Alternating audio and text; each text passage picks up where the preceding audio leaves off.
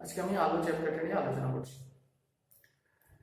আলো জিনিসটা কি? আলো হচ্ছে এক প্রকার শক্তি যা কোনো বস্তুর উপর এসে পড়লে সে বস্তুটা দৃশ্যমান হয়। অর্থাৎ আলো হচ্ছে এক প্রকার শক্তি যেটা কোনো বস্তুকে দৃশ্যমান করে তোলে। অর্থাৎ আমরা আলো সাহায্যে আমরা কোনো বস্তুকে দেখতে পাই।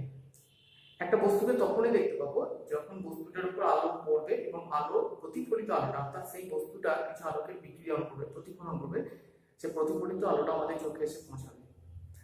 যদি প্রতিফলিত আলোটা আমাদের চোখে এসে না পৌঁছায় তাহলে আমরা সেই বস্তুকে দেখতে পাবো না। ঠিক আছে? এখন তাহলে আলোক উৎস জিনিসটা জানতে হবে। আলোক উৎসটা কি? আলোক উৎস হচ্ছে সেই সমস্ত বস্তু যাদের নিজস্ব আলো আছে বা যারা আলো উৎপন্ন করতে পারে বা আলো বিকিরণ করতে পারে। অর্থাৎ নিজস্ব আলো নেই কিন্তু অন্য আলোক উৎস থেকে আলো এসে তাদের উপর পড়েছে, তারা সেই আলোটাকে বিকিরণ করছে। বিকিরণ মানে তার থেকে প্রতিফলন করা। ঠিক আছে? তাহলে সেই বস্তুগুলোকে আমরা বলবো আলোক উৎস। ঠিক আছে? এই আলোক উৎসগুলোকে আমরা বিভিন্ন ভাবে ভাগ করতে পারি। যেমন হচ্ছে দুরকম ভাবে ভাগ করতে পারি, এই দুটো ভাবে আর কি। একটা হচ্ছে প্রথম হচ্ছে আলোক উৎস,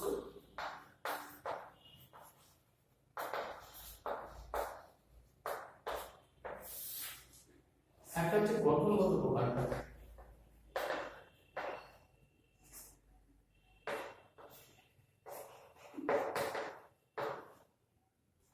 আলোক উৎসগুলোকে আমরা দুটো ভাবে ভাগ করতে পারি, একটা গঠনগত প্রকারভেদ আনতে পারি এর মধ্যে, আর একটা হচ্ছে কার্যগত প্রকারভেদ। গঠনগত প্রকারভেদের মধ্যে প্রকারভেদ হচ্ছে একটা হচ্ছে বিন্দু আলোক উৎস, একটা হচ্ছে বিস্তৃত আলোক উৎস। বিন্দু আলোক উৎস কোনগুলো? যে সমস্ত আলোক উৎসগুলো নির্দিষ্ট কোনো আকার, অর্থাৎ দৈর্ঘ্য, প্রস্থ, উচ্চতা নেই, যাদের শুধুমাত্র অস্তিত্ব আছে, একটা বিন্দু আকারের উৎস যদি হয় তাহলে সেটাকে আমরা বলবো বিন্দু আলোক উৎস। যেমন আমরা যদি বলি লেজার টর্চ, লেজার টর্চ থেকে যে আলোটা নির্গত হয় সেটাকে আমরা কিন্তু বিন্দু আলোক উৎস হিসেবে বলতে পারি। ঠিক আছে? আর একটা হলো বিস্তৃত আলোক উৎস, অর্থাৎ আলোক উৎস যার নির্দিষ্ট আকার, অর্থাৎ দৈর্ঘ্য, প্রস্থ, উচ্চতা আছে, তাদেরকে আমরা বলবো বিস্তৃত আলোক উৎস। যেমন ধরো টর্চের আলো থেকে যে আলোটা নির্গত হচ্ছে, অর্থাৎ টর্চ যখন আলো নির্গমন করছে তখন সেইটাকে আমরা বলবো বিস্তৃত আলোক উৎস। এবার এসে দেখো কার্যগত প্রকারভেদ। কার্যগতভাবে আমরা আলোক উৎসগুলোকে দুটো ভাগে ভাগ করতে পারি। একটা হচ্ছে সক্রিয় বস্তু, অপ্রবহ বস্তু।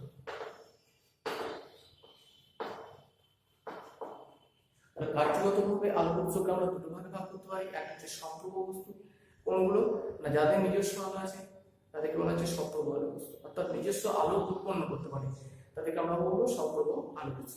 কোনগুলো? যেমন সূর্য বা যে কোনো নক্ষত্র, জ্বলন্ত মোমবাতি শিখা, বৈদ্যুতিক বাতি, এগুলো প্রত্যেকটা হচ্ছে সপ্রভ আলোক উৎস, কারণ এদের প্রত্যেককে নিজস্ব আলো আছে। আর একটা হচ্ছে অপ্রভ বস্তু, এগুলো কোনগুলো না যাদের নিজস্ব আলো নেই কিন্তু সপ্রভ বস্তু থেকে আলো তাদের উপর এসে পড়লে তারা সেই আলোকে বিকিরণ করে, তাহলে সেই বস্তুগুলোকে আমরা বলবো অপ্রভ বস্তু। যেমন বই, দেওয়াল, চেয়ার, টেবিল, যাই বলো না কেন, এরা আলো বিকিরণ করতে পারে। ঠিক আছে? সেই জন্য এদেরকে বলা হচ্ছে তোমার অপ্রভ বস্তু, কিন্তু এদের নিজস্ব আলো নেই। যেমন গ্রহ, এদের কিন্তু নিজস্ব আলো নেই। চাঁদ, নিজস্ব আলো নেই। এতে কিন্তু আমরা অপ্রভ বস্তু বলবো, কারণ এরা সূর্য থেকে আলো তাদের উপরে এসে পড়লে সে আলোকে তারা বিকিরণ করে। ঠিক আছে? তাহলে এই গেল আলোক উৎসের প্রকার। এবার দেখো আলো একটা কোনো মাধ্যমের মধ্যে দিয়ে চলাচল করতে পারে। ঠিক আছে? আমরা যেমন মাধ্যমের মধ্য দিয়ে চলাচল করতে পারি। মাধ্যম কোনগুলোকে বলি? যেমন বায়ু মাধ্যম, জল মাধ্যম, কাঁচ মাধ্যম, এদের মধ্য দিয়ে আলো চলাচল করতে পারে। আবার মাধ্যম ছাড়াও আলো কিন্তু চলাচল করতে পারে। মাধ্যম ছাড়া মানে শূন্য মাধ্যমের মধ্য দিয়ে আলো চলাচল করতে পারে। প্রমাণ কি? যেমন সূর্য থেকে আলো পৃথিবীতে এসে পৌঁছাচ্ছে, আর সূর্য থেকে পৃথিবীর বিশাল দূরত্ব এবং বেশিরভাগ স্থান হচ্ছে ফাঁকা, ফাঁকা মানে শূন্য। তাহলে আলোটা যেহেতু সূর্য থেকে পৃথিবীতে এসে পৌঁছাচ্ছে, আমরা শূন্য মাধ্যমের মধ্যে দিয়ে আলো যেতে পারছে, সেই জন্য বলা হচ্ছে আলো শূন্য মাধ্যমের মধ্যে দিয়েও যেতে পারে, আবার আলো তোমার বিভিন্ন মাধ্যমের মধ্যে দিয়েও যেতে পারে। শূন্য মাধ্যমে আলোর গতিবেগ একটু মনে রাখার চেষ্টা করবে, 3 × 10⁸ মিটার প্রতি সেকেন্ড। মানে এইটা হচ্ছে কি 10⁸ হচ্ছে 10 এর 1 দিকে 8টা শূন্য, 2 3 4 5 6 7 8 এত মিটার প্রতি সেকেন্ড। 1 সেকেন্ডে 1টা মিটার যায়। ঠিক আছে? তাহলে আলো শূন্য মাধ্যমের মধ্যে দিয়ে যেতে পারে, আলো বিভিন্ন মাধ্যমের মধ্যে দিয়েও যেতে পারে। এই যে মাধ্যমগুলো বলছি, এই মাধ্যমগুলোকে আমরা বিভিন্ন ভাগে ভাগ করতে পারি। ঠিক আছে? আর সেগুলোকে বলা হচ্ছে আলোক মাধ্যম। আলোর মাধ্যমগুলো কি?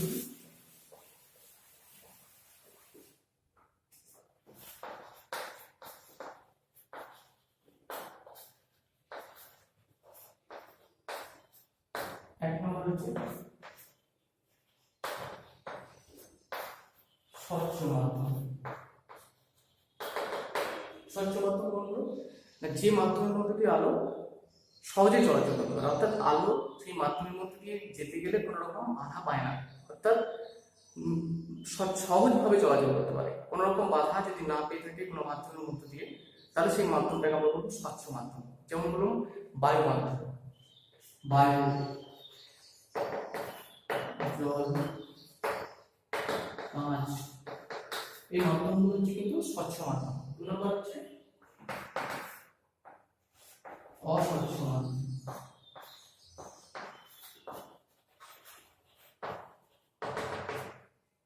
অস্বচ্ছ মাধ্যম কোনগুলো? না যে মাধ্যমের মধ্যে দিয়ে আলো একেবারেই যেতে পারে না। যেমন ধরো বাড়ির দেওয়াল, একটা দুটো রুম আছে, মাঝের দেওয়ালে দ্বারা দুটো রুমকে বিভাজন করা আছে, ওই রুমের কোনো বস্তুকে কিন্তু আমরা এই পাশ থেকে দেখতে পাবো না।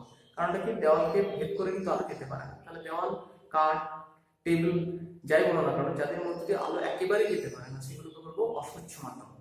আর 3 নম্বর হচ্ছে ঈষৎ স্বচ্ছ মাধ্যম।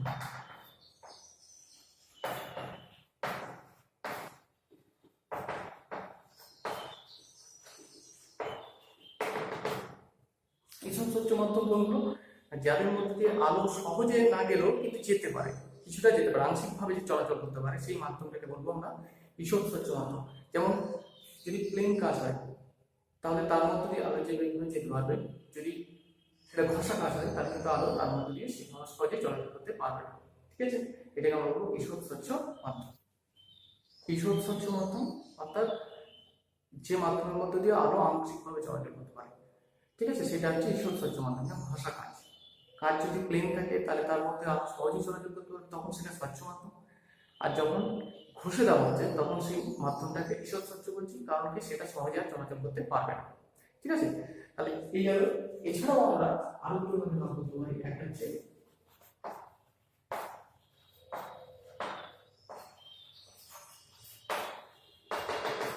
সমসত্ব মাধ্যম। এই যে মাধ্যমগুলোকে আমরা 3টে ভাগে ভাগ করলাম, এই মাধ্যমগুলোর মধ্যে কোনো কোনো মাধ্যমকে আমরা বলবো সমসত্ব মাধ্যম। অর্থাৎ সমসত্ব মাধ্যম মানে যে মাধ্যমের মধ্যে দিয়ে আলো সব দিকে সমান বেগে চলাচল করতে পারে, সেটাকে আমরা বলবো সমসত্ব মাধ্যম। যেমন বায়ু মাধ্যম একটা সমসত্ব মাধ্যম, জল একটা সমসত্ব মাধ্যম, কাঁচ একটা সমসত্ব মাধ্যম। ঠিক আছে, আরেকটা হচ্ছে অসমসত্ব মাধ্যম।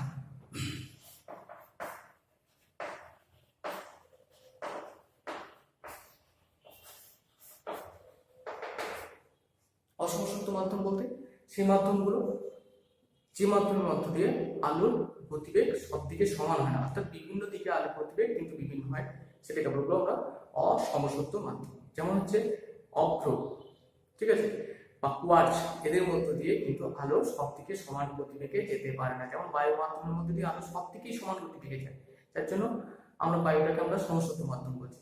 কিন্তু অভ্র বা কোয়ার্টজ এটা হচ্ছে একটা কেলাসাকার বস্তু। কেলাসাকার বলতে যাদের নির্দিষ্ট আকার আছে আর, ঠিক আছে, সেই সমস্ত বস্তুগুলো যাদের মধ্য দিয়ে আলো সব দিকে সমান বেগে যেতে পারে না সেগুলোকে আমরা বলবো অসমসত্ব মাধ্যম।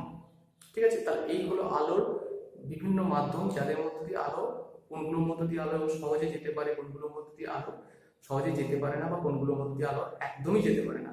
আমরা সেই অনুযায়ী আলোকে বিভিন্ন আলোর মাধ্যমগুলোকে বিভিন্ন ভাগে ভাগ করব। ঠিক আছে, এরপর আসি দেখো আমরা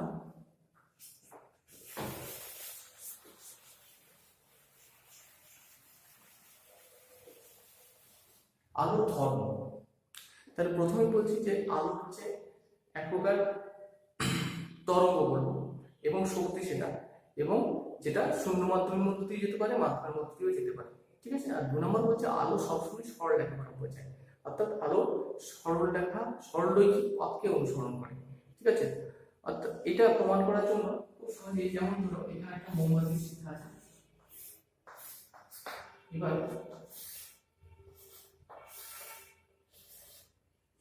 একটা মোমবাতির শিখা, একটা যদি সোজা পাইপ নল, ফাঁপা নল দিয়ে যদি দেখা যায়, এখানে চোখ রেখে যদি দেখা যায়, তাহলে কিন্তু আমরা এক্ষেত্রে মোমবাতির শিখাটাকে দেখতে পাবো। কিন্তু যদি একটা বাঁকা পাইপ না, এবার যদি চোখ নিয়ে দেখি তাহলে কিন্তু আমরা মোমবাতি শিখাটাকে দেখতে পাবো না। কারণ কি, মোমবাতি শিখাটাই বাঁকা পথকে অনুসরণ করে না। মোমবাতি শিখার মতো আলোটা কিন্তু বাঁকা পথকে অনুসরণ করতে পারে না, যার জন্য আমরা বলতে পারি যে আলো সবসময় সরলরেখা বরাবর যায়। ঠিক আছে, এছাড়াও আমরা কার্ডবোর্ড পরীক্ষা আছে, কার্ডবোর্ড পরীক্ষাতে কি না, এখানে 3টে কার্ডবোর্ড নাও একই মাপে,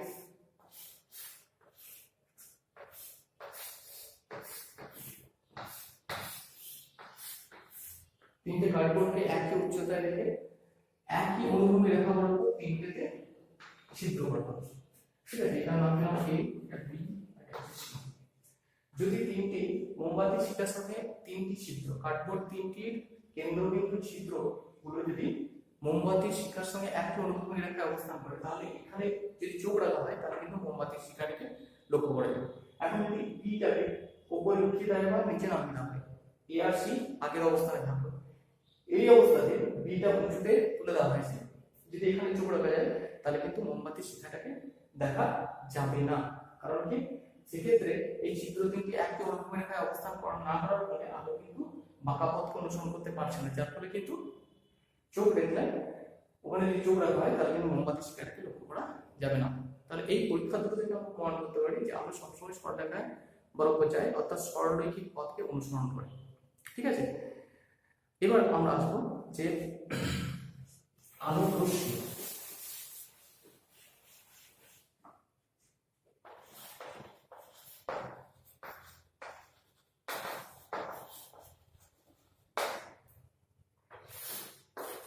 আলো রশ্মি এই জিনিসটা কি, কোনো আলোক উৎস থেকে আলো উৎপন্ন হওয়ার পর যে সরলরেখা বরাবর আলোটা গমন করে বা যায়, সেই সরলরেখিক পথটাকে আমরা বলবো রশ্মি। ঠিক আছে, আলোক রশ্মি। ঠিক আছে, এরকম অনেকগুলো আলোক রশ্মি যখন একত্রিত বা তাদের যে সমবায়, তাদের যে গুচ্ছ, সেটাকে আমরা বলবো আলোক রশ্মি গুচ্ছ। তাহলে বোঝা গেল, কোনো আলোক উৎস থেকে নির্গত আলো যে সরলরৈখিক পথ বরাবর গমন করে, সেই সরলরৈখিক পথটাকে বলবো আমরা আলোক রশ্মি। এরকম অনেকগুলো আলোক রশ্মিকে বা আলোক রশ্মির গুচ্ছকে আমরা আলোক রশ্মিকে একত্রিত করলে বা তাদের সেই সমবায়, সেই সময়টাকে সমবায়টাকে বলবো আমরা আলোক রশ্মি গুচ্ছ। ঠিক আছে, এই আলোক রশ্মি গুচ্ছ না 3 ধরনের। একটা হচ্ছে সমান্তরাল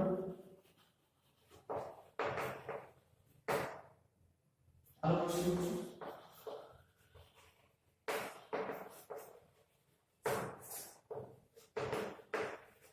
সমান্তরাল আলোক রশ্মি গুচ্ছ কোনগুলো না, যখন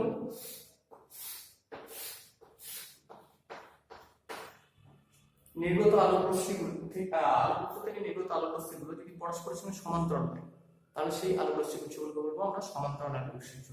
যেমন সূর্য আমাদের থেকে বহু দূরে অবস্থান করে, তাহলে সূর্য থেকে আলোক যে রশ্মিগুলো আসছে, সেই আলোক রশ্মি গুচ্ছগুলোকে আমরা সমান্তরাল আলোক রশ্মি গুচ্ছ বলতে পারি। অর্থাৎ উৎস যদি বহু দূরে অবস্থিত হয়, তাহলে সেখান থেকে নির্গত আলোক রশ্মি গুচ্ছগুলোকে আমরা সমান্তরাল আলোক রশ্মি গুচ্ছ বলি। ঠিক আছে, 2 নম্বর হচ্ছে অভিসারী আলোক রশ্মি গুচ্ছ।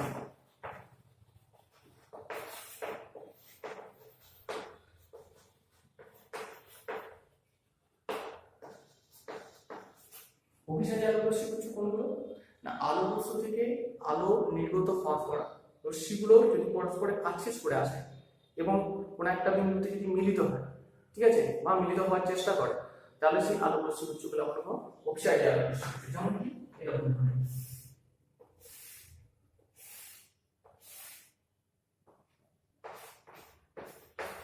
অর্থাৎ এই আলোক রশ্মিগুলোকে আমরা বলবো অভিসারী আলোক রশ্মি গুচ্ছ। সাধারণত কি, যদি উত্তর লেন্স থেকে আলোক রশ্মি প্রতিষ্ঠিত হয়, ঠিক আছে, অর্থাৎ উত্তর লেন্সকে আলোক রশ্মি ভেদ করে চলে যায়, তাহলে আলোক রশ্মিগুলো অভিসারী আলোক রশ্মি গুচ্ছে পরিণত হয়, অর্থাৎ আলোক রশ্মিগুলো পরস্পরের কাছে সরে আসে। মনে রাখবে, তাহলে কোনো আলোক উৎস থেকে নির্গত আলোক রশ্মি উত্তর লেন্স দ্বারা প্রতিষ্ঠিত হওয়ার পর তারা পরস্পরের কাছে সরে আসে এবং পরস্পরের একটা বিন্দুতে মিলিত হওয়ার চেষ্টা করে, তাহলে এই আলোক রশ্মিগুলোকে আমরা তখন বলবো অভিসারী আলোক রশ্মি গুচ্ছ। অর্থাৎ পরস্পরের কাছে চলে আসা বা একটা বিন্দুতে মিলিত হওয়ার চেষ্টা করা বা মিলিত হয়, তাহলে সেই আলোক রশ্মিগুলোকে আমরা বলবো অভিসারী আলোক রশ্মি গুচ্ছ। 3 নম্বর হচ্ছে অপসারী আলোক রশ্মি গুচ্ছ।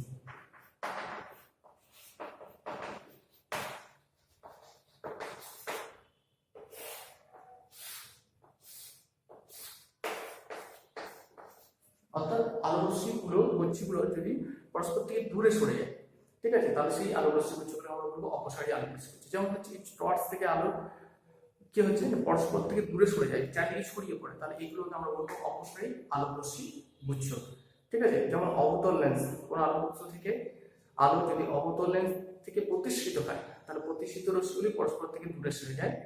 এই অবতল লেন্স দ্বারা প্রতিসৃত রশ্মিগুলোকে আমরা বলবো তখন অপসারী আলোক রশ্মি গুচ্ছ। তাহলে জাস্ট মনে রাখবে, তাহলে তিনটে উদাহরণ করে দিচ্ছি। একটা হচ্ছে সমান্তরাল আলোক রশ্মি গুচ্ছ কখন হয় না, যদি বস্তু আলোক উৎস যদি বহু দূরে অবস্থান করে, তাহলে সেখান থেকে নির্গত আলোক রশ্মিগুলোকে আমরা সমান্তরাল আলোক রশ্মি গুচ্ছ বলতে পারি। অভিসারী আলোক রশ্মি গুচ্ছ, আলোক উৎস থেকে নির্গত আলোক রশ্মি যদি উত্তর লেন্সকে ভেদ করে, অর্থাৎ উত্তর লেন্স দ্বারা প্রতিষ্ঠিত হয়, তাহলে তারা কি হয় না পরস্পরের কাছে সরে আসে এবং একটা বিন্দুতে মিলিত হয় বা মিলিত হওয়ার চেষ্টা করে, তখন সেই রশ্মিগুলো হয় অভিসারী আলোক রশ্মি গুচ্ছ। আর অপসারী আলোক রশ্মি গুচ্ছ, কোন আলোক উৎস থেকে নির্গত আলোক রশ্মিগুলো অবতল লেন্স দ্বারা প্রতিষ্ঠিত হওয়ার পর তারা পরস্পর থেকে দূরে সরে যায়, অর্থাৎ অবতল লেন্স দ্বারা প্রতিষ্ঠিত রশ্মিগুলোকে আমরা অপসারী আলোক রশ্মি গুচ্ছ বলতে পারি। ঠিক আছে, তাহলে এই হলো রশ্মি সংক্রান্ত বিভিন্ন বিষয়। এরপর আমরা আলোচনা করব যে ছায়া।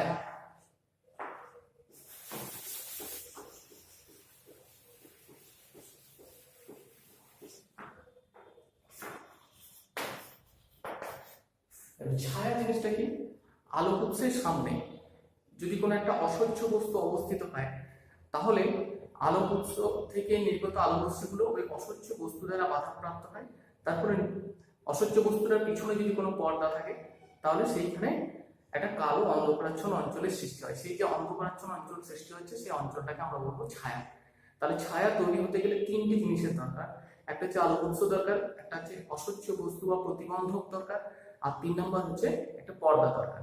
তাহলে এই আলোক উৎসের সামনে, যেমন আমরা টর্চের আলো সামনে যদি আমরা হাতে রাখি, তাহলে দেখা যাবে যে পিছনের দেওয়ালে একটা কালো অন্ধকারাচ্ছন্ন অঞ্চল তৈরি হচ্ছে। এই যে কালো অন্ধকারাচ্ছন্ন অঞ্চল তৈরি হলো, সেটাকে আমরা বলবো ছায়া।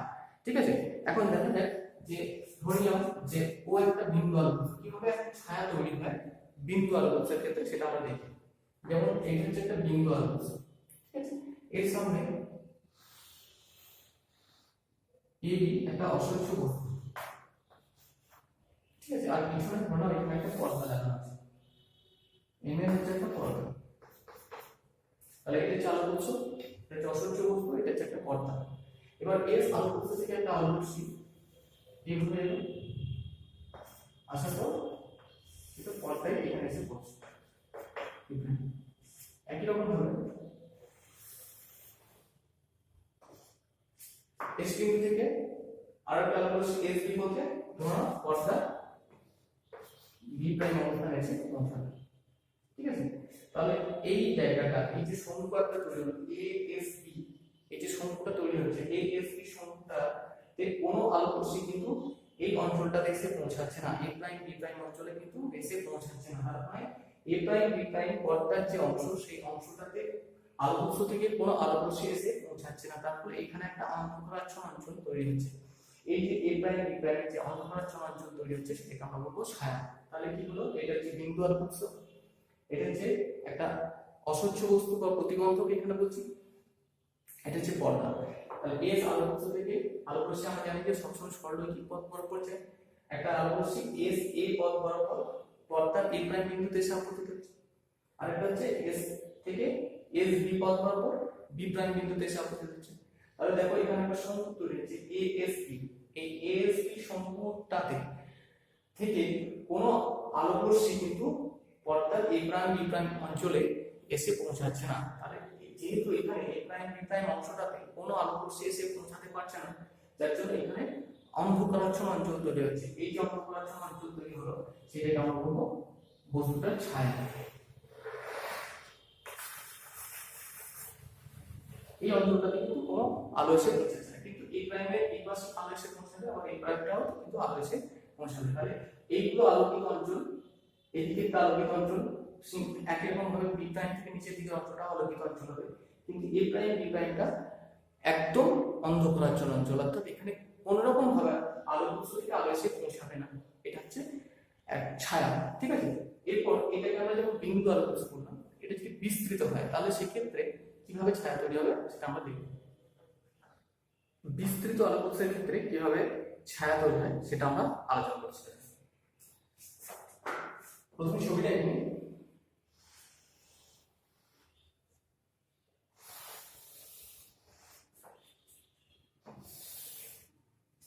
ঠিক আছে, ধরে নিচ্ছি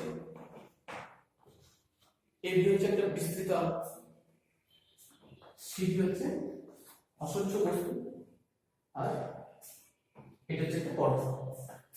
এখন এই বস্তুটা কি করবো না, একটা এ বিন্দু থেকে প্রতিফলিত বা এ বিন্দু থেকে যে রশ্মি নির্গত হচ্ছে নির্গত রশ্মিকে আলোচনা করবো একটা, এবং বি বিন্দু থেকে অর্থাৎ সর্বোচ্চ এবং সর্বনিম্ন বিন্দু থেকে নির্গত আলোক রশ্মিগুলোকে আমরা বিবেচনা করবো।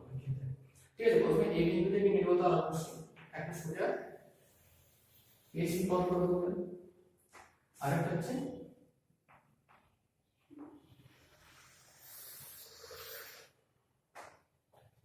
ঠিক আছে, তাহলে একটা হচ্ছে এসি পথ বরাবর গেল, আরেকটা হচ্ছে এবি পথ বরাবর, ধরো এটা ই এফ বিন্দুতে এসে পড়ল। ঠিক আছে, আরেকটা বি বিন্দু থেকে আগত আলোক রশ্মি এটা জি বিন্দুতে এসে পড়ল।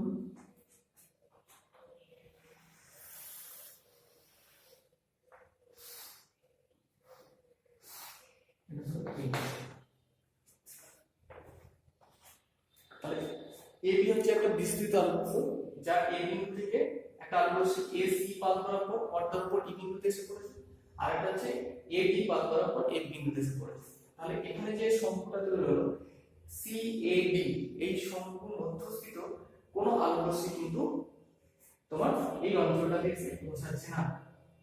বুঝে গেল? মানে ই এফ এই যে শঙ্কুটা তৈরি হচ্ছে সিএডি, এটা যদি শঙ্কু দেখা যায় তাহলে কিন্তু এখানে কিন্তু আলোক রশ্মিগুলো এসে পৌঁছাচ্ছে না।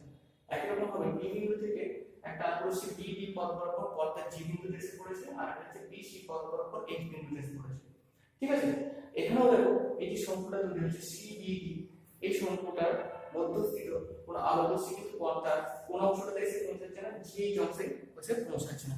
তার মানে এইচ থেকে এফ পর্যন্ত একটা অন্ধকারাচ্ছন্ন অঞ্চল তৈরি হয়েছে। এই অন্ধকারাচ্ছন্ন অঞ্চলগুলোর মধ্যে ইজি এই অংশটা হচ্ছে একদম গাঢ় অন্ধকারাচ্ছন্ন, কারণ এই অংশটাতে আলোক উৎসের থেকে কোন রকম আলো কিন্তু এসে পৌঁছাচ্ছে না। বুঝা গেল? তাহলে ইজি এই অংশটা হচ্ছে একটা গাঢ় অন্ধকারাচ্ছন্ন অঞ্চল। কেন? এখানে আলোক উৎস থেকে কোনো আলোক রশ্মি কিন্তু এসে পৌঁছাচ্ছে না, যার জন্য এটা হচ্ছে এটাকে আমরা বলবো প্রচ্ছায়া। আর দেখো এই অংশটাতে আলোক উৎসের ঊর্ধ্বভাগ থেকে আলো এসে পৌঁছালো, কিন্তু নিম্নভাগ থেকে কোনো আলোক রশ্মি কিন্তু এই অংশটাতে এসে পৌঁছাচ্ছে না, যার জন্য এটা হচ্ছে অন্ধকারাচ্ছন্ন অঞ্চল, কিন্তু গাঢ় নয়, আবছা অন্ধকারাচ্ছন্ন অঞ্চল।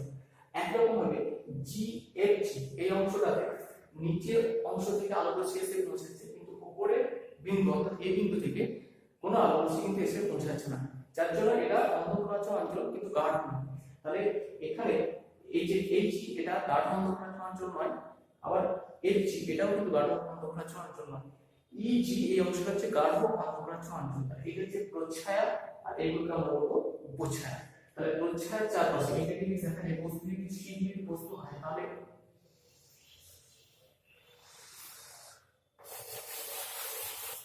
এই যে অংশটা একদম গাঢ় অন্ধকারাচ্ছন্ন অঞ্চল, এবং ঠিক তার চারপাশে একটা আবছা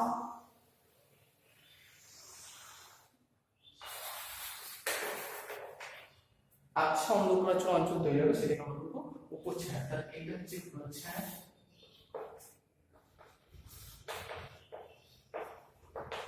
আর এটাকে আমরা বলবো উপচ্ছায়া।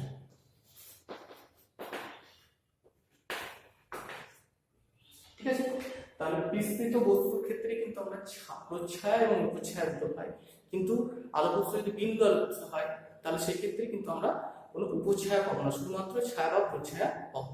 ঠিক আছে, এবার দেখো যদি আমরা পর্দাটা যেমন আছে সেরকম জায়গাতেই রেখে দিয়ে যদি বস্তুটাকে যদি মানে প্রতিবন্ধক বা অস্বচ্ছ বস্তুটাকে যদি আলোক উৎসের কাছাকাছি নিয়ে আসা হয় তাহলে কিন্তু ছায়া বা প্রচ্ছায়া আকার বৃদ্ধি পাবে। ঠিক আছে, একই রকম ভাবে মানে আলোক উৎস এবং অস্বচ্ছ বস্তুর মধ্যবর্তী দূরত্ব যদি কমানো হয় তাহলে কিন্তু ছায়ার দৈর্ঘ্য বৃদ্ধি করবে। একই রকম ভাবে যদি আলোক উৎস যেমন আছে সেরকমই থাকলো,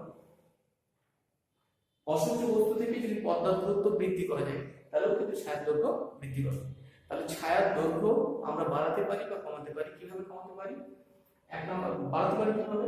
এক হচ্ছে যে পর্দার অবস্থানকে অপরিবর্তিত রেখে যদি আলোক উৎস এবং অসহ্য বস্তুর মধ্যবর্তী দূরত্ব কমানো হয় তাহলে ছায়ার দৈর্ঘ্য বৃদ্ধি পাবে। আর 2 নম্বর হচ্ছে আলোক উৎসকে তার অবস্থানে স্থির রেখে অর্থাৎ তার অবস্থান অপরিবর্তিত রেখে যদি অসহ্য বস্তু থেকে পর্দার দূরত্ব বাড়ানো হয় তাহলে কিন্তু ছায়ার দৈর্ঘ্য বৃদ্ধি পাবে। ঠিক আছে। একই রকম ভাবে দেখো আমরা আকাশে যখন পাখি বা এরোপ্লেন উড়ে যায় দেখবে এই প্রশ্নটা যায় যে তার ছায়া কিন্তু আমাদের মাটিতে এসে পৌঁছায় না বা পড়ে না।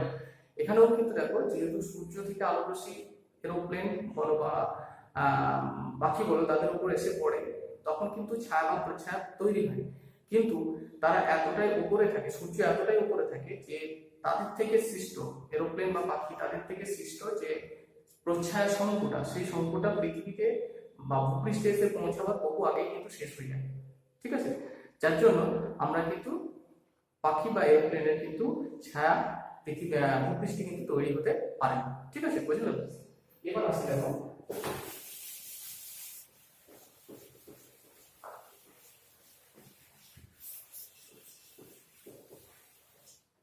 সূচিচিত্র ক্যামেরা।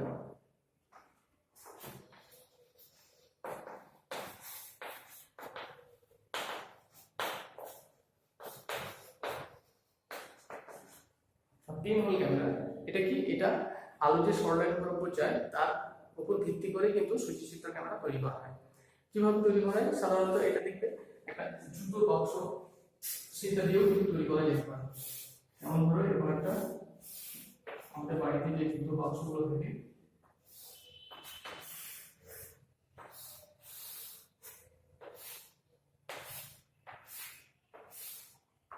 ঠিক আছে। তাহলে এখানে যে দুটো বিপরীত তল, ধরে নাও এই যে এই প্রান্তটাতে একটা সূচ দিয়ে ছোট্ট খুবই অতি সূক্ষ্ম একটা ছিদ্র করা হবে।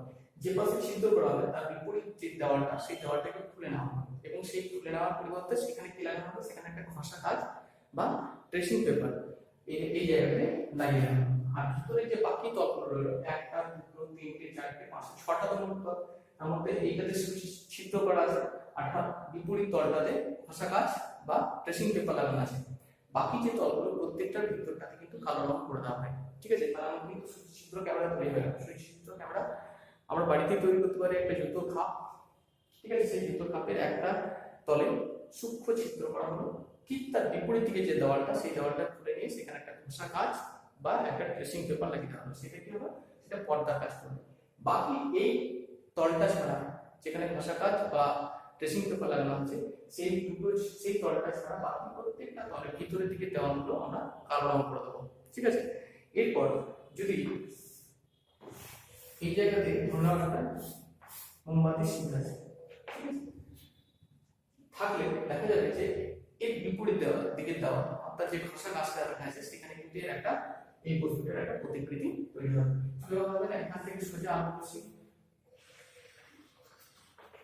এই বিন্দুতে এসে পৌঁছালো, অর্থাৎ এই যে আলো রশ্মিটা সেটা এই বিন্দুতে এসে পৌঁছালো, এই প্রাইম বিন্দু। একই রকম ভাবে ধরে রাখলে বি বিন্দু থেকে আলো রশ্মি বি প্রাইম বিন্দুতে এসে পৌঁছালো। তাহলে এখানে বি বিন্দুটা উপর দিকে চলে গেল, তার মানে এই জিনিসটা এরকম হলো। অর্থাৎ এই বস্তুটার একটা প্রতিকৃতি কিন্তু এ প্রাইম তৈরি হয়ে গেল। প্রতিকৃতিটা কেমন হলো? উল্টা। তাহলে এখানে কি আলো সরলরেখায় যায় বলে এই ঘটনাটা ঘটতে পারছে। তাহলে সূচিচিত্র ক্যামেরাটা প্রধানত তৈরি হচ্ছে আলোর কোন ধর্মের উপর ভিত্তি করে? আলো সরলরৈখিক ধর্ম, অর্থাৎ আলোর যে সরলরেখার উপর গমন করে তার উপর ভিত্তি করে কিন্তু এটা তৈরি হচ্ছে। তাহলে এই যে এখন এখানে বিভিন্ন রকম প্রশ্ন থাকতে পারে, এই যে প্রতিকৃতিটা তৈরি হচ্ছে সেই সব প্রতিকৃতিটা কি সবসময় কিন্তু উল্টানো প্রতিকৃতি হবে। ঠিক আছে। তো আলোর প্রতিফলন, আলোর প্রতিফলনটা কি? না, আলো উৎস থেকে আলো নির্গত হয়ে কোনো মাধ্যমের মধ্য দিয়ে এসে যখন দুটো মাধ্যমের বিভেদ তলের উপর এসে পড়ে তখন আলোর রশ্মিটা কি হয়? না, পুনরায় আবার প্রথম মাধ্যমে ফিরে যায়। এই যে ঘটনা, এই ঘটনাটাকে বলা হচ্ছে আলোর প্রতিফলন। দেখে না, ধরো এটা হচ্ছে বায়ু মাধ্যম, আর এটা হচ্ছে আঁচ মাধ্যম। তাহলে দুটো মাধ্যম যে তল বরাবর পরস্পরের সঙ্গে সংযুক্ত সেটাকে বলা হচ্ছে বিভেদ তল। তাহলে এটা হচ্ছে বিভেদ তল, এটাকে আমরা বলতে পারি বিভেদ তল। ঠিক আছে, তাহলে ধরে নিচ্ছি এখানে একটা আলোক উৎস, এই আলোক উৎস থেকে আলোক রশ্মি বায়ু মাধ্যমের মধ্য দিয়ে এসে বায়ু আর কাঁচ এই দুটো মাধ্যমে বিভেদ তলের উপর এসে পড়েছে, আপতিত হয়েছে। ঠিক আছে, তাহলে কি ঘটবে? তাহলে দেখা যাচ্ছে আলোক রশ্মিটা পুনরায় আবার প্রথম মাধ্যমে ফিরে যাচ্ছে। ঠিক আছে, এই যে ঘটনাটা, অর্থাৎ আলো যে মাধ্যম থেকে এলো পুনরায় সেই মাধ্যমে ফিরে গেল, এই যে ঘটনা, এই ঘটনাটাকে বলবো আলোর প্রতিফলন। আলোর প্রতিফলনের জন্য কি দরকার? একটা প্রতিফলক তল দরকার। প্রতিফলক তল এখানে কোনটা? এই যে দুটো মাধ্যমের বিভেদ তল বা সংযোগ স্থল, সেটাকে আমরা বলবো প্রতিফলক তল। ঠিক আছে, যেমন আয়না, কাঁচ, আয়নাতে কি আলো এসে পড়লে কি হয় না, আলোটা আবার সেই মাধ্যমে ফিরে যায়। আমরা আয়নাতে সূর্যের আলোকে আমরা বিভিন্ন দিকে ফেলতে পারি, দেওয়ালে বিভিন্ন দিকে ফেলতে পারি বা বিভিন্ন অংশে ফেলতে পারি, বিভিন্ন জায়গাতে আমরা ফেলতে পারি। তাহলে ওই যে ফেলছি যে আলোটা, সেটা হচ্ছে প্রতিফলিত আলো রশ্মি।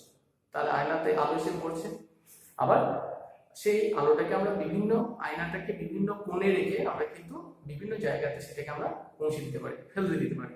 ঠিক আছে, এইটা হচ্ছে, তাহলে এই যে আলো রশ্মিটা ধরে নিলাম এ থেকে একটা আলো রশ্মি এও পথে এসে পড়লো এবং ওবি পথে প্রতিফলিত হলো। তাহলে এই এও আলো রশ্মিটাকে আমরা বলবো আপতিত আলো রশ্মি। আপতিত আলো রশ্মি।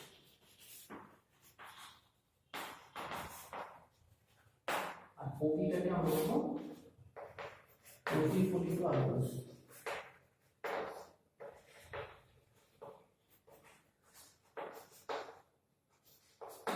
আর ও বিন্দুটাকে আমরা বলবো আপাতন বিন্দু।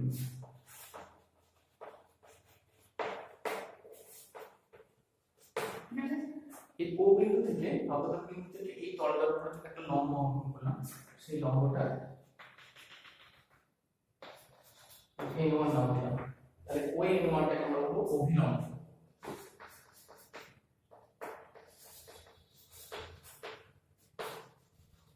ঠিক আছে, তাহলে এটা হচ্ছে আপতিত রশ্মি। যে পথ বরাবর আলো রশ্মিটা বিভেদ তলের উপর এসে পড়লো সেটা আমরা বলবো আপতিত আলো রশ্মি। বিভেদ তল থেকে যে পথ বরাবর আলো রশ্মিটা প্রতিফলিত হয়ে গেল সেটাকে আমরা বলবো প্রতিফলিত আলো রশ্মি। আর যে বিন্দুতে আলো রশ্মিটা পড়ছে বিভেদ তলে সেই বিন্দুটাকে বলবো আপাতন বিন্দু। আপাতন বিন্দুতে প্রতিফলক তলের উপর যে লম্ব অঙ্কন করা হয় সেটাকে বলা হচ্ছে অভিলম্ব। ঠিক আছে, এখানে দেখো আপতিত রশ্মিটা অভিলম্বের সঙ্গে যে কোণ উৎপন্ন করবে, অর্থাৎ এ ও n1, এটাকে আমরা বলছি আই। এ ও n1 এটা হচ্ছে আই, এটাকে বলবো আপাতন কোণ। তাহলে আপতিত রশ্মি অর্থাৎ এ ও অভিলম্ব কোণটা ও n1, ও n1 এর সঙ্গে আপতিত রশ্মি যে কোণটা করবে সেটাকে বলবো আপাতন কোণ। অর্থাৎ এখানে এ ও n1 এর যেটা আপাতন কোণ। প্রতিফলিত রশ্মি কোণটা ওবি, আবার বিও বলবো না কিন্তু, কারণ ও থেকে আলো রশ্মিটা বি এর দিকে যাচ্ছে, যার জন্য ওবি। তাহলে ওবি অভিলম্ব ওএন এর সঙ্গে যে কোণটা করবে সেটাকে আমরা বলবো প্রতিফলন কোণ। তাহলে প্রতিফলন এই কোণটাকে আমি আর বলছি। তাহলে বি ও n1 এটা হচ্ছে আর, এটা হচ্ছে প্রতিফলন কোণ। ঠিক আছে, তাহলে দেখো আলোর প্রতিফলন জিনিসটা একটু বলে দিই। আলোর উৎস থেকে আলো কোনো মাধ্যমের মধ্য দিয়ে এসে যখন দুই মাধ্যমের বিভেদ তলের উপর এসে পড়ে, তখন পুনরায় যদি আলো রশ্মিটা প্রথম মাধ্যমে ফিরে যায়, তাহলে সেই ঘটনাটাকে বলবো আমরা আলোর প্রতিফলন। ঠিক আছে, তাহলে আলো রশ্মি যে পথ বরাবর বিভেদ তলে এসে পড়ছে সেই রশ্মিগুলোকে আমরা বলবো আপতিত রশ্মি। আর যে পথ বরাবর ফিরে যাচ্ছে বিভেদ তল থেকে সেই পথটাকে বা সেই আলো রশ্মিটাকে আমরা বলবো প্রতিফলিত আলো রশ্মি। আর আপতিত রশ্মি অবিলম্বের সঙ্গে যে কোণ করবে সেটাকে আপাতন কোণ বলবো। আর প্রতিফলিত রশ্মি অবিলম্বের সঙ্গে যে কোণ উৎপন্ন করবে সেটাকে বলবো প্রতিফলন কোণ। এখন দেখো প্রতিফলনের সূত্র কি। প্রতিফলন কতগুলো সূত্রকে মেনে চলে। এক নম্বর হচ্ছে কি, এই আপতিত রশ্মি, প্রতিফলিত রশ্মি আর আপতন বিন্দুতে অঙ্কিত অভিলম্ব অর্থাৎ কোনটা ওএন1, এরা সবসময় একই সমতলের মধ্যে অবস্থান করবে, অর্থাৎ একই তল।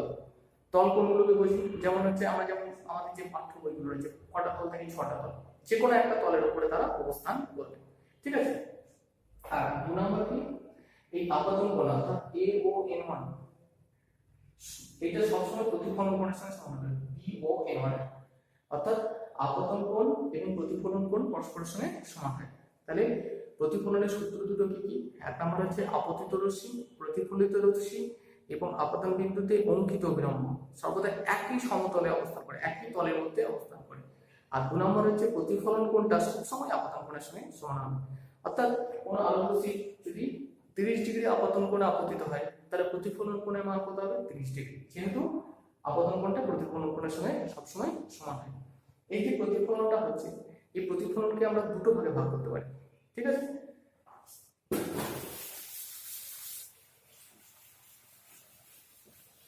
আলোর প্রতিফলনকে আমরা দুটো ভাগে ভাগ করতে পারি। একটা হচ্ছে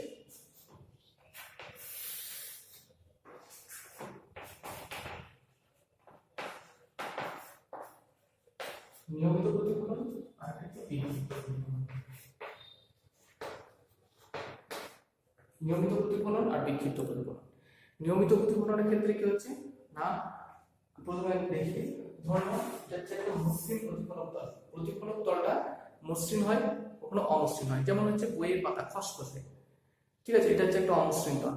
বাড়ির দেওয়াল এটা খসখসে অমসৃণ, এটা হচ্ছে অমসৃণ প্রতিফলক তল। আবার আমাদের যে আয়না, কাঁচ, দর্পণ যেটাকে আমরা বলছি, সেটা কিন্তু একটা মসৃণ প্রতিফলক তল।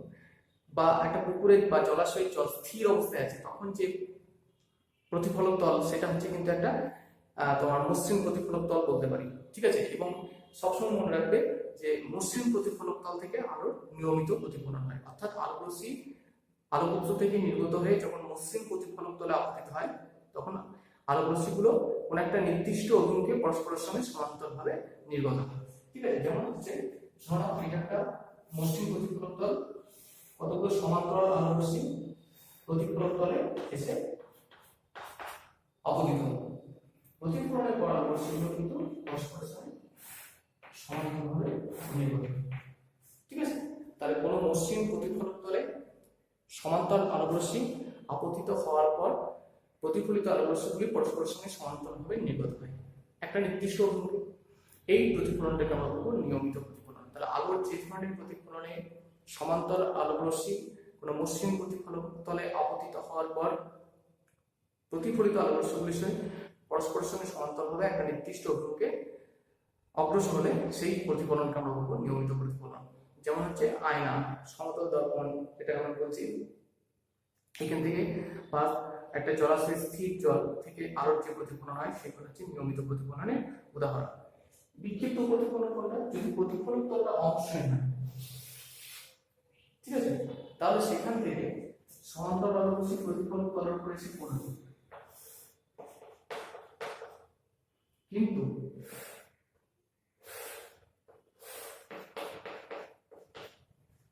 যখন ওই তল থেকে প্রতিফলিত হচ্ছে, সেই প্রতিফলিত আলোক রশ্মিগুলো কিন্তু পরস্পরের সঙ্গে সমান্তরাল থাকলো না, তারা কিন্তু চারিদিকে ছড়িয়ে পড়লো।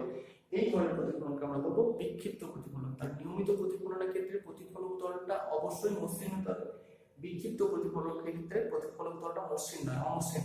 তাহলে অমসৃণ প্রতিফলক তল থেকে সবসময় আলো বিক্ষিপ্ত প্রতিফলন হয়। তাহলে এক্ষেত্রেও কিন্তু সমান্তরাল আলোক রশ্মি প্রতিফলক তলে আপতিত হলো, কিন্তু প্রতিফলিত আলোক রশ্মিগুলো কিন্তু আর পরস্পরের সঙ্গে সমান্তরাল থাকলো না, কোন একটা নির্দিষ্ট অভিমুখে না গিয়ে তারা কিন্তু ছড়িয়ে পড়লো, ঠিক আছে? এই ধরনের প্রতিফলনকে আমরা বলবো বিক্ষিপ্ত প্রতিফলন। যেমন বইয়ের পাতা থেকে আলোর যে প্রতিফলন হয় সেটা হচ্ছে বিক্ষিপ্ত প্রতিফলন। বাড়ির দেওয়াল থেকে যে প্রতিফলন হয় সেটা হচ্ছে বিক্ষিপ্ত প্রতিফলন।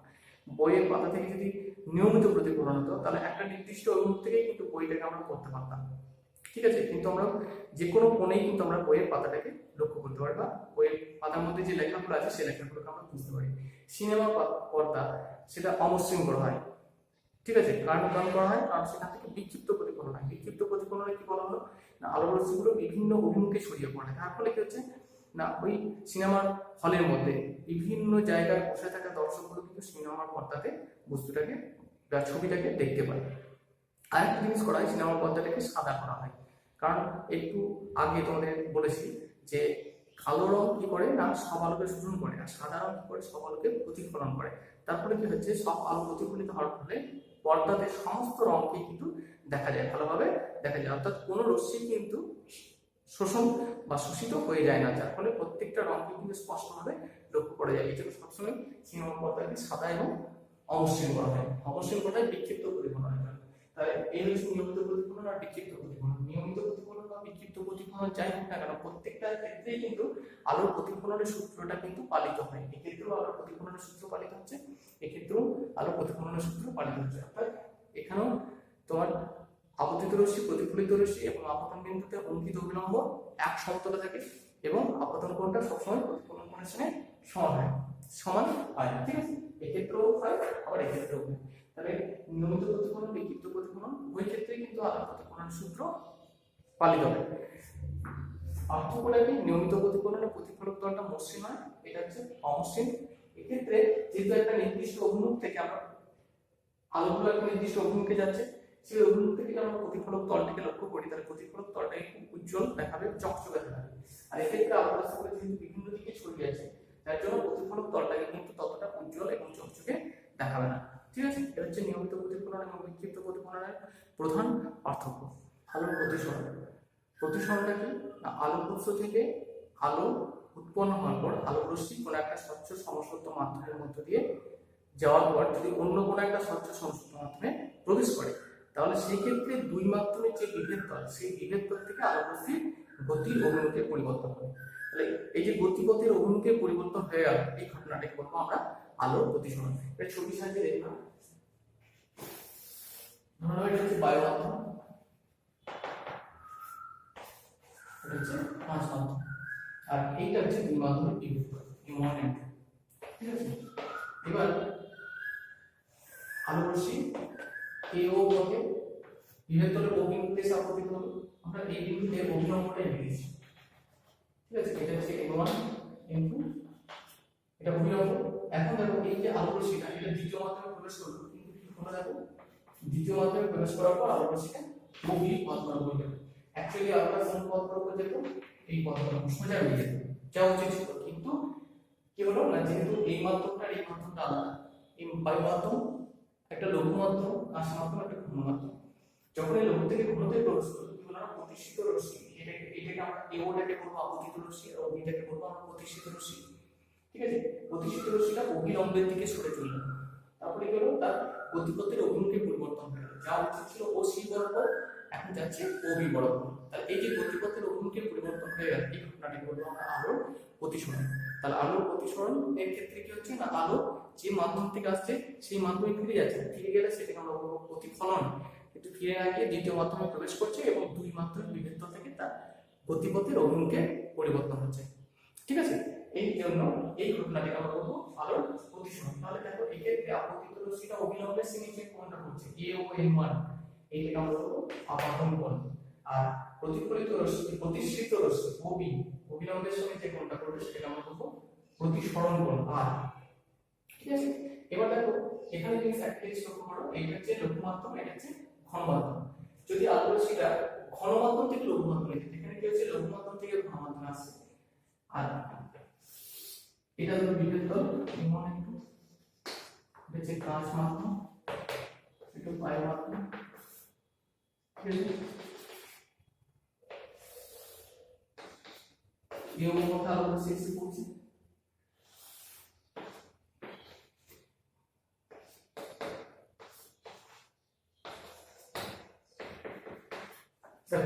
এক্ষেত্রে কি হচ্ছে, কাঁচ মাধ্যম থেকে আলোক রশ্মিটা বায়ু মাধ্যমে প্রবেশ করছে, কাঁচটা থেকে ঘন মাধ্যম, আর এটা হচ্ছে লঘু মাধ্যম। ঘন মাধ্যম থেকে যখন আলোক রশ্মি লঘু মাধ্যমে প্রবেশ করছে, দেখো প্রতিষ্ঠিত রশ্মিটাই হলো না অভিলম্ব থেকে দূরে সরে গেল। তাহলে এই ক্ষেত্রে আপতন কোণের মানটা AON1 I দেখে বোঝা যাচ্ছে আর এর থেকে ছোট, অর্থাৎ আপতন কোণটা প্রতিসরণ কোণের থেকে ছোট। আর এই ক্ষেত্রে কি হচ্ছে না, আপতন কোণের মানটা প্রতিসরণ কোণের মানের থেকে বড়। তাহলে মনে রাখবে আলোক রশ্মি যখন লঘু মাধ্যম থেকে ঘন মাধ্যমে প্রবেশ করে, তখন প্রতিষ্ঠিত রশ্মিটা অভিলম্বের দিকে সরে আসে, যার ফলে আপতন কোণটা প্রতিসরণ কোণের থেকে বড় হয়। আর আলোক রশ্মি যখন ঘন মাধ্যম থেকে লঘু মাধ্যমে প্রবেশ করে, তখন প্রতিষ্ঠিত রশ্মিটা অভিলম্ব থেকে দূরে সরে যায়, যার ফলে কি হয়, আপতন কোণের মানটা ছোট হয়, প্রতিসরণ কোণের মানটা বেশি বড় হয়, অর্থাৎ আপতন কোণটা প্রতিসরণ কোণের থেকে ছোট হয়। ঠিক আছে, এখানে আরো একটা জিনিস জানার আছে, সেটা হচ্ছে প্রতিসরণ।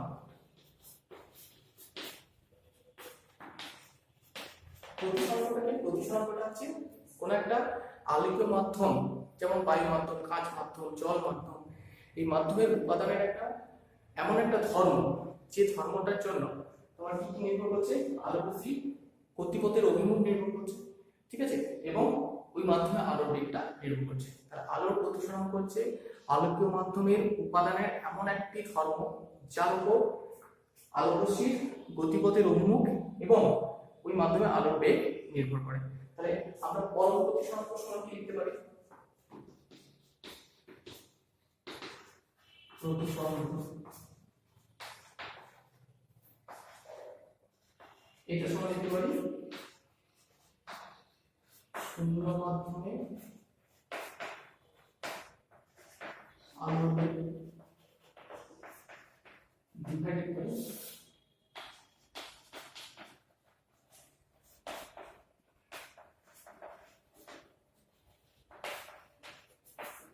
ঠিক আছে। তাহলে শূন্য মাধ্যমে আলোর বেগ আমরা জানি, আচ্ছা বিভিন্ন মাধ্যমে আলোর বেগ বিভিন্ন হয়। যদি আমরা জল মাধ্যমে প্রতিসরণ বের করি তাহলে শূন্য মাধ্যমে আলোর বেগ ডিভাইডেড বাই ওই মাধ্যমে আলোর বেগকে আমরা যদি ভাগ করে দিই তাহলে যে ভাগফলটা পাবো সেটা হচ্ছে প্রতিসরণ। প্রতিসরণ এমন একটা জিনিস যার কোনো একক নেই, ঠিক আছে। তাহলে বুঝে গেল। আমরা খুব সুন্দরভাবে দেখতে পাবো যে একটা কাচের বা একটা বালতির মধ্যে জল নিয়ে, কাচের পাত্র হতে পারে বা যে কোনো পাত্র, জল নিয়ে তার মধ্যে যদি একটা সোজা লাঠিকে ডোবানো হয়, দেখা যাবে যে লাঠিটা জলের যে অংশটা, মানে লাঠির যে অংশটা জলের মধ্যে ডুবে আছে দেখা যাবে সেই জায়গাটা থেকে বেঁকে গেছে।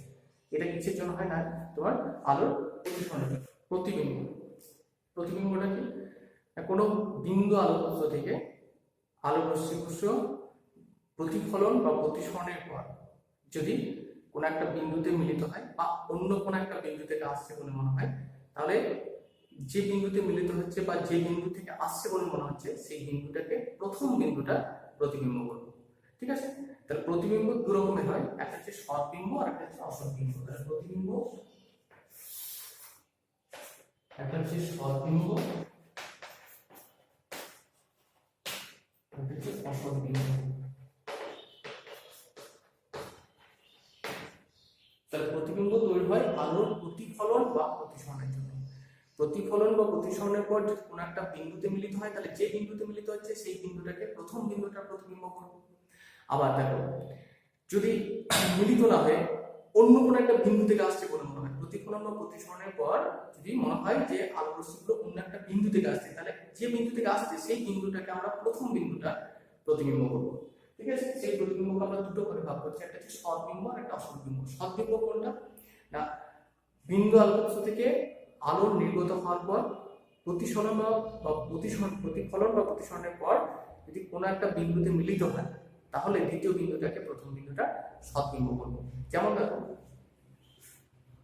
এটা কি? এটা একটা লেন্স, উত্তল লেন্স কি না? এটা একটা স্বচ্ছ প্রতিসারক মাধ্যম। তোমরা ক্লাস 10 এ গিয়ে তার ডিটেইলস পড়বে, ঠিক আছে।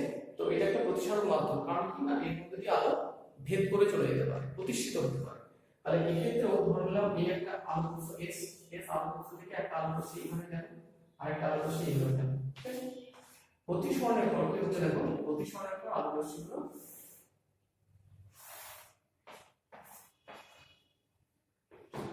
এই বিন্দুতে মিলিত হচ্ছে,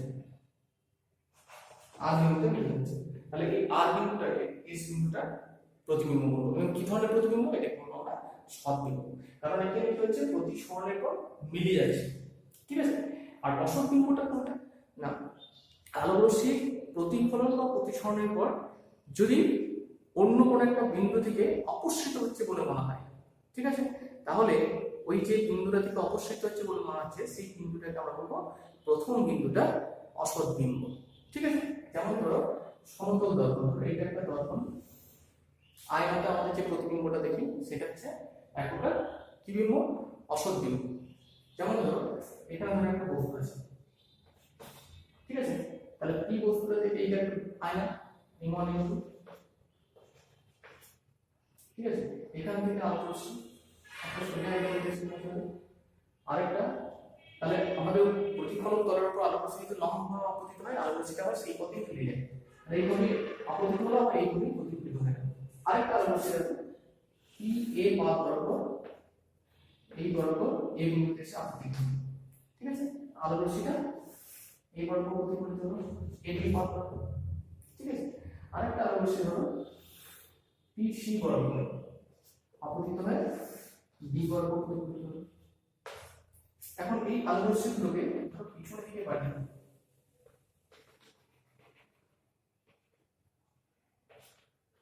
দেখো মোটামুটি এই বিন্দুতে মিলিত হচ্ছে।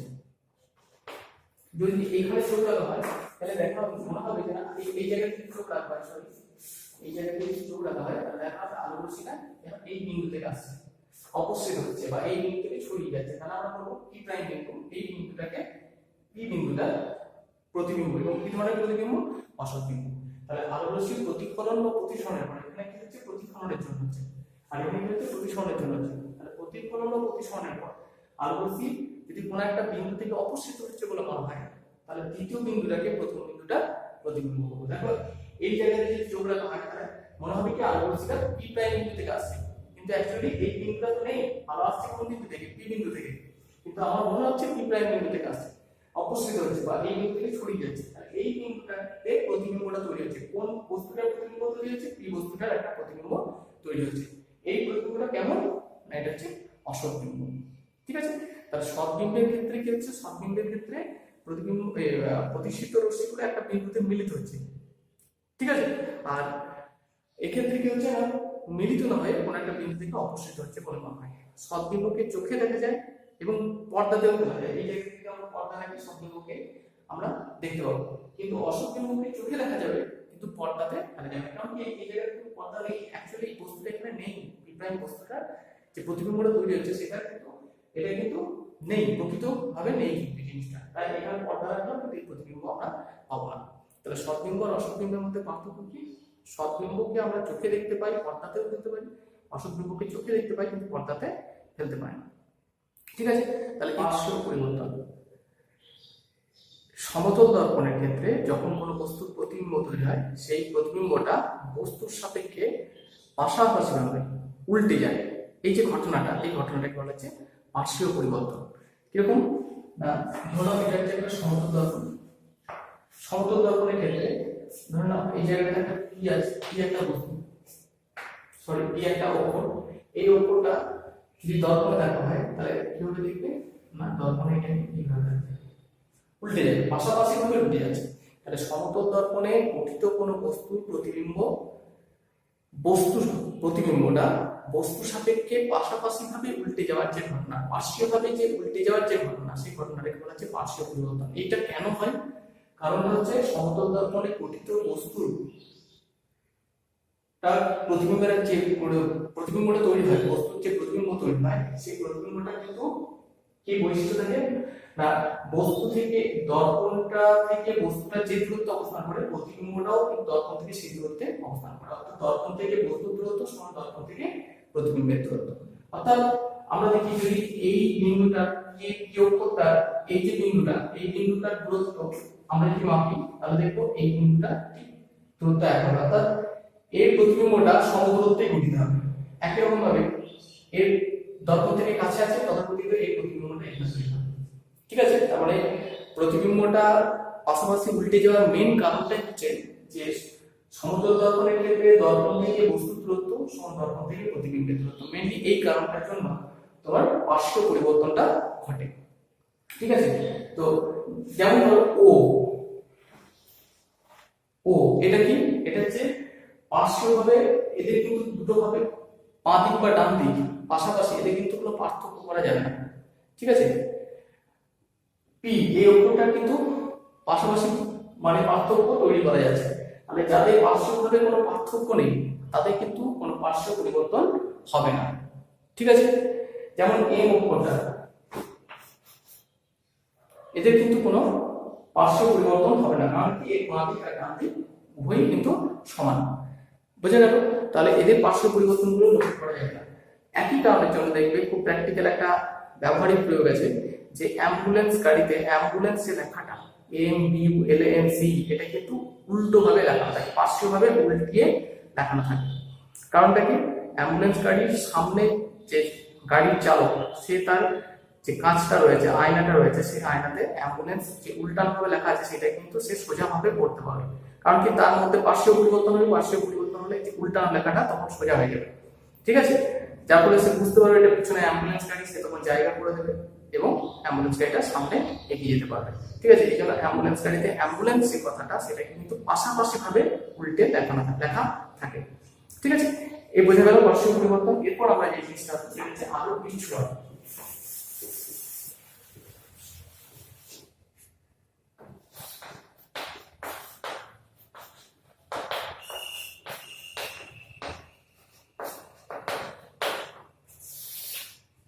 আলো বিচ্ছুরণ কোন একটা স্বচ্ছ প্রতিসারক মাধ্যমের মধ্য দিয়ে যদি কোনো একটা যৌগিক বর্ণের আলো বা সাদা আলো যদি তার মধ্য দিয়ে প্রতিষ্ঠিত হয়, তাহলে কি হয় না ওই সাদা আলোটা বা যৌগিক বর্ণের যে আলো যেটাকে বলছি সেটা বিভিন্ন মৌলিক বর্ণ বা তার উপাদান বর্ণগুলোতে ভেঙে যায়। এই যে ঘটনাটা, এই ঘটনাটাকে বলা হচ্ছে আলোর বিচ্ছুরণ। যেমন হচ্ছে সাদা আলো হচ্ছে 7টা বর্ণের সমষ্টি। কি কি থাকে সেখানে? বেগুনি, নীল, আকাশী, সবুজ, হলুদ, কমলা এবং লাল, এই 4টে বর্ণ মিশে থাকে। সেটাকে আমরা খুব সহজে মনে রাখার জন্য কি বলি? বেনিয়া সমকলা। বেগুনি, নীল, আকাশী, সবুজ, হলুদ, কমলা, লাল, ইংরেজিতে হচ্ছে ফিজিয়ন। ঠিক আছে, তো ধরে নিচ্ছি এটা হচ্ছে একটা প্রিজম। প্রিজম কি? প্রিজম হচ্ছে একটা স্বচ্ছ প্রতিসরক মাধ্যম। ঠিক আছে, তো এর মধ্য দিয়ে যদি সাদা আলোকে পাস করানো হয়, এর মধ্যে যদি প্রতিষ্ঠিত হয়, তাহলে দেখা যাবে যে সাদা আলোটা তার বর্ণে ভেঙে যাচ্ছে। ঠিক আছে, আর এই জায়গায় যদি পর্দা রাখা হয় তাহলে আমরা আলোর একটা পট্টি দেখতে পাবো। এখানে কি? এটা একটু বেগুনি, এটা নীল, তারপর আকাশী, তারপর এটা সবুজ, এটা হলুদ, তারপর যে কমলা। তাহলে কি হচ্ছে না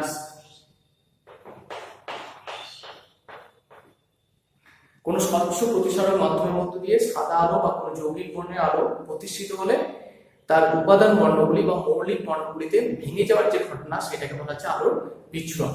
এবং এখানে যে একটা রঙিন আলো পর্দাতে রঙিন আলোর যে পট্টিটা তৈরি হলো সেটাকে বলবো আমরা বর্ণালী। ঠিক আছে, এই বর্ণালীকে আমরা দুটো ভাগে ভাগ করতে পারি। আমরা বর্ণালী, এই বর্ণালীকে আমরা দুটো ভাগে ভাগ করতে পারি। এটা যে শুদ্ধ বর্ণালী না অশুদ্ধ বর্ণালী। শুদ্ধ বর্ণালী কোনটা?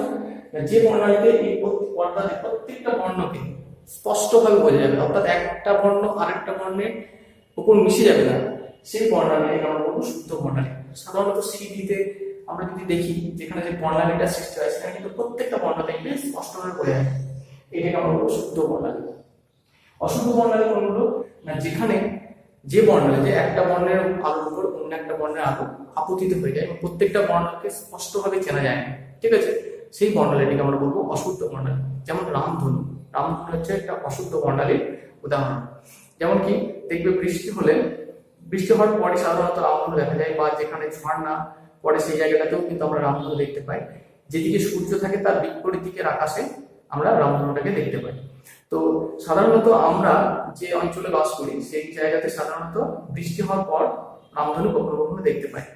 কি হয় না, বৃষ্টি হওয়ার পর বাতাসের মধ্যে প্রচুর পরিমাণে জলকণা মিশে থাকে বা ছোট ছোট জলবিন্দু। এই জলবিন্দুগুলো এক একটা প্রতিসারক মাধ্যমে কাজ করে। যেমন প্রিজম বললাম, সেখানে জলবিন্দুটা কিন্তু এক একটা প্রতিসারক মাধ্যমে কাজ করে। তাহলে তার মধ্য দিয়ে সূর্যের আলো মানে কি সাদা আলো যখন পাস করছে প্রতিষ্ঠিত হচ্ছে, তখন তার উপাদান বর্ণগুলোতে ভেঙে যাচ্ছে। বেগুনি, নীল, আকাশী, সবুজ, কমলা এবং লাল। তখন আকাশটাকে আমরা যদি পর্দা হিসেবে ধরি, সেই পর্দাতে কিন্তু মেঘের কি হচ্ছে না তার উপরে কিন্তু ওই বর্ণালীটা তৈরি হচ্ছে, সেটাকে আমরা বলছি তোমার রামধনু।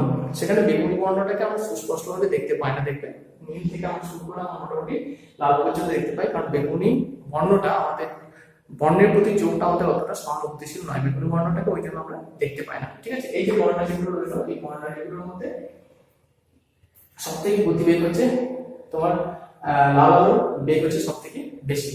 আচ্ছা, এই যে ভেঙে যাওয়ার ঘটনাটা, এই যে ভেঙে যাচ্ছে বিভিন্ন বর্ণগুলোতে, কেন ভেঙে যাচ্ছে? মানে কোনো একটা প্রতিসারক মাধ্যমের মধ্যে দিয়ে, যখন বায়ু মাধ্যমের মধ্যে দিয়ে সাদা আলো আসছে, তখন কিন্তু বায়ু মাধ্যমের মধ্যে দিয়ে সাদা আলোর 7টা বর্ণ প্রত্যেকটার গতিবেগই কিন্তু সেম এক, যার ফলে কিন্তু তাদের ভেঙে যাওয়ার কোনো প্রবণতা থাকছে না।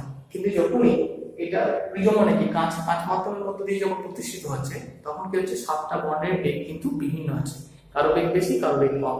তাহলে বেগ বিভিন্ন হওয়ার জন্য প্রতিসরক বিভিন্ন বর্ণের আলোর জন্য বিভিন্ন হচ্ছে, তাহলে কাঁচ মাধ্যমে বিভিন্ন বর্ণের আলোর গতিবেগ বিভিন্ন হয়। এই জন্য কি হচ্ছে আর তাদের গতিপথের অভিমুখের পরিবর্তন হচ্ছে। তারপরে কি হচ্ছে, তারা বিভিন্ন অভিমুখে প্রতিষ্ঠিত হচ্ছে এবং মৌলিক বর্ণগুলোতে ভেঙে যাচ্ছে। এই জায়গায় যদি কোনো পর্দা রাখা হয় তাহলে পর্দাতে তার প্রতিবিম্ব এই তোমার বিভিন্ন একটা আলোর পট্টি তৈরি হবে, বিভিন্ন বর্ণের আলো থাকবে সেখানে, সেটাকে আমরা বলছি বর্ণালী। তাহলে আলোর বিচ্ছুরণ এর মূল কারণটা হচ্ছে যে যখন কোনো একটা প্রতিসারণ মাধ্যমের মধ্য দিয়ে আলো বেশি যায়, তখন সেই প্রতিসারণ মাধ্যমের মধ্য দিয়ে বিভিন্ন বর্ণের আলোর গতিবেগ বিভিন্ন হওয়ার জন্য তাদের প্রতিসরাঙ্ক বিভিন্ন হয়, প্রতিসরাঙ্ক বিভিন্ন হওয়ার জন্য তারা বিভিন্ন অভিমুখে প্রতিষ্ঠিত হয়, অর্থাৎ কি হচ্ছে না মৌলিক বর্ণগুলোতে ভেঙে যাচ্ছে, এর ফলে বর্ণালীর সৃষ্টি হচ্ছে। তাহলে রামধনুটাও কিন্তু একটা অশুদ্ধ বর্ণালী, আমাদের কম্প্যাক্ট ডিস্ক সিডি যেটা বলছে সেখানে আলো শেষে পড়লে সেখান থেকে যে আলোর বিচ্ছুরণ হয় সেটা হচ্ছে একটা শুদ্ধ বর্ণালীর উদাহরণ। ঠিক আছে।